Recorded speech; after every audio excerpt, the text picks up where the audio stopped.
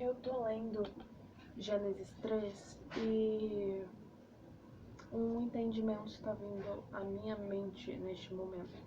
Eu vou ler desde o princípio do capítulo para que eu consiga expressar direitinho aqui. A minha Bíblia é NVI, então já ficar avisado o linguajar. O relato da queda. Ora, a serpente era o mais astuto de todos os animais selvagens que o Senhor Deus tinha feito.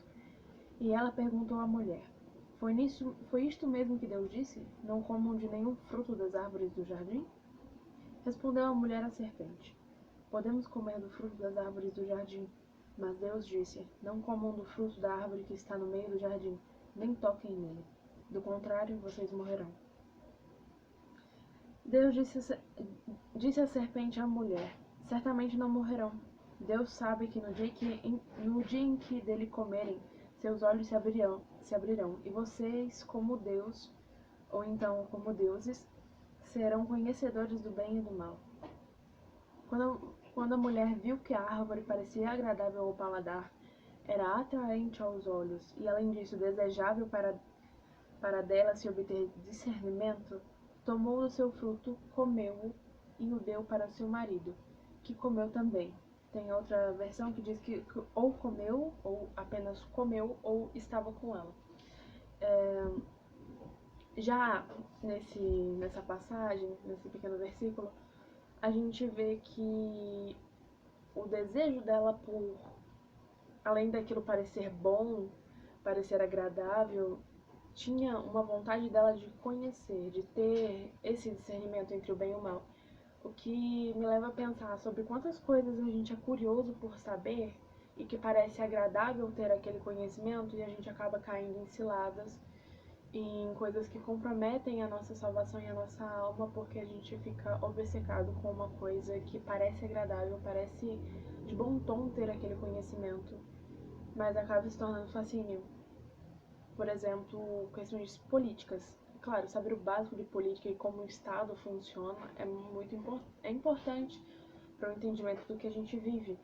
Mas quando a política se torna um fanatismo, você começa a idolatrar um partido político ou uma pessoa pertencente a um partido político, isso acaba comprometendo muito a sua visão de mundo e a sua alma. É só um pequeno pensamento que eu tive logo no decorrer. Continuando. Os olhos dos dois se abriram e perceberam que estavam nus, então juntaram folhas de figueira para cobrir-se. Ouvindo o homem e a mulher os passos, ou então a voz do Senhor Deus, que andava pelo jardim quando soprava a brisa do dia, esconderam-se da presença do Senhor entre as árvores do jardim. Mas o Senhor chamou o homem, perguntando: Onde está você? E ele respondeu: Ouvi teus passos no jardim e fiquei com medo, porque estava nu, por isso me escondi. E Deus perguntou: Quem disse que você estava nu? Você comeu do fruto da árvore do qual proibi você comer? Essa parte deles se esconderem já me traz um pensamento levemente diferente. Nós estamos sujeitos a todo momento de cometer pecados, de errar. E a palavra nos recomenda que a gente sempre volte nosso olhar ao Senhor e peça por perdão e se arrependa. E eu acho que muitas pessoas, quando elas pecam, eu também faço isso, eu fico com vergonha de mim mesma. E isso faz com que eu tenha dificuldade de ajoelhar e pedir a Deus por perdão, porque eu estou com vergonha. Eu errei de novo. E isso é uma coisa totalmente fabricada para nos afastar de Deus. A vergonha que a gente sente dos nossos pecados, a gente realmente deve sentir vergonha deles, mas não ao ponto de correr do Salvador quando ele nos oferece perdão. Quando ele nos oferece lavar-nos de nossos pecados. Assim, é totalmente contrário ao que a gente deveria fazer. A gente deveria correr até ele, não correr dele. Problemas, assim, pequenos pensamentos. Disse o homem: Foi a mulher que me deste por companheira que me deu o fruto da árvore, e eu comi. O Senhor Deus perguntou então à mulher: Que foi que você fez? Respondeu a mulher: A serpente me enganou, e eu comi. Então o Senhor declarou à serpente: Uma vez que você fez isto, maldita é você entre os outros rebanhos domésticos e todos os animais selvagens. Sob o seu ventre você rastejará, e pó comerá todos os dias de sua vida. Porém, inimizade entre você e a mulher, entre a tua descendência e a descendência dela.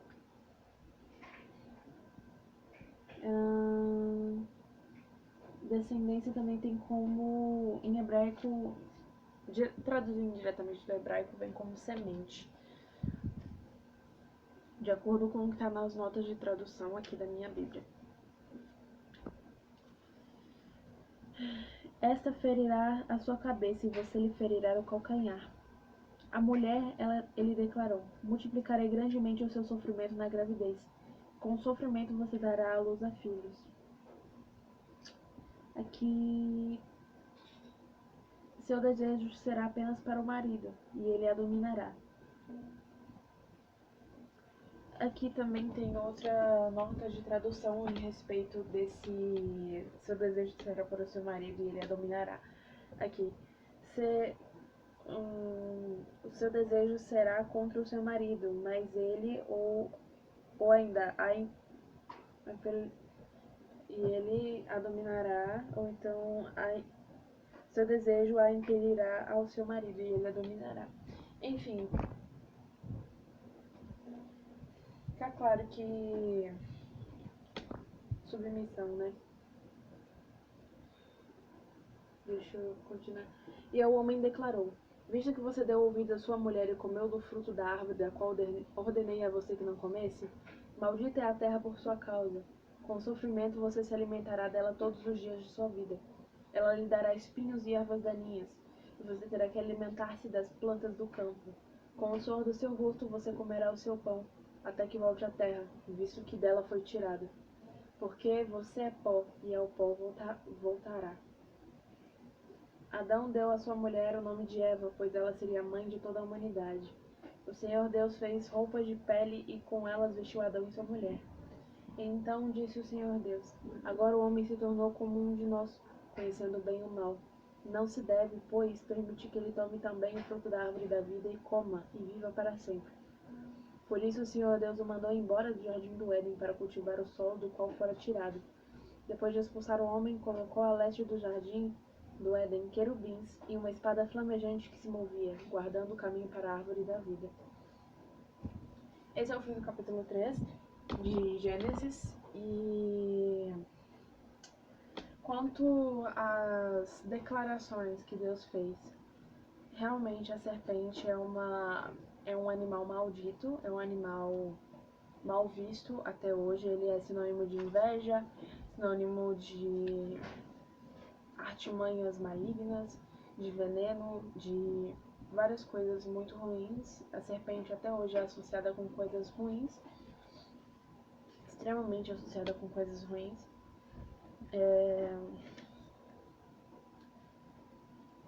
Que realmente gravidez é uma coisa que quando você para pra pensar, quando você para pra ver relatos de outras mulheres e tudo mais, é realmente um período muito difícil e cheio de tribulações, digamos assim.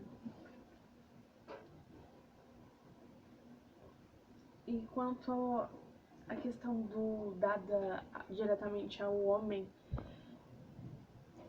visto que você deu ouvido à sua mulher e comeu do fruto da árvore do qual ordenei a você que não comesse, o homem deve sim amar sua esposa, mas a ordenança, as regras são as de Deus. A ordenança maior vem dos céus. Então, o fato de ele saber a verdade, ainda assim escolher acreditar, escolher o caminho que sua esposa impeliu a ele, impeliu entre aspas,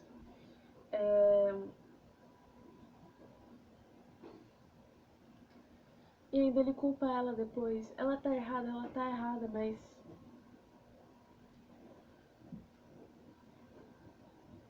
Ela foi convencida por causa do seu desejo do discernimento, e ele foi convencido porque ela deu pra ele e ele não disse não. Ele simplesmente não negou, ele apenas aceitou, sem questionar. E depois ele coloca a culpa nela e tudo mais. Enfim.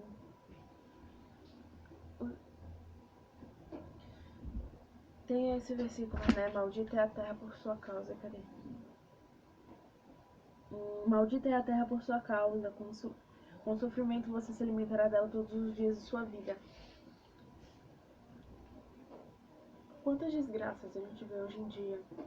Porque nós, como seres humanos, como pessoas, a gente não teve controle. Quantas desgraças aconteceram já por pessoas que tinham intenções ruins e fizeram coisas ruins. Maldita é a terra por nossa causa. De verdade, maldita é a terra por nossa causa. Guerras, fome, seja, Deus não tem nada a ver com isso. São consequências de coisas que nós fizemos, de coisas que fizeram antes da gente, de coisas que a gente não faz nada pra mudar.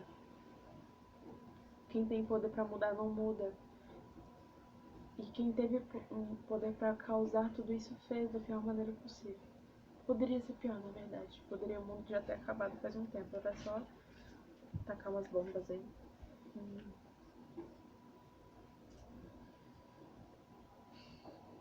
Com o suor do seu rosto você comerá o seu pão, até que volte à terra, porque visto que dela foi tirado. Porque terra, no caso, no sentido de barro, né? Porque você é pó, e ao pó voltará. Ele declarando a sentença de que ele já tinha dado. Se vocês comerem desse fruto, vocês morrerão. Não imediatamente, mas morrerão. Eventualmente, morrerão.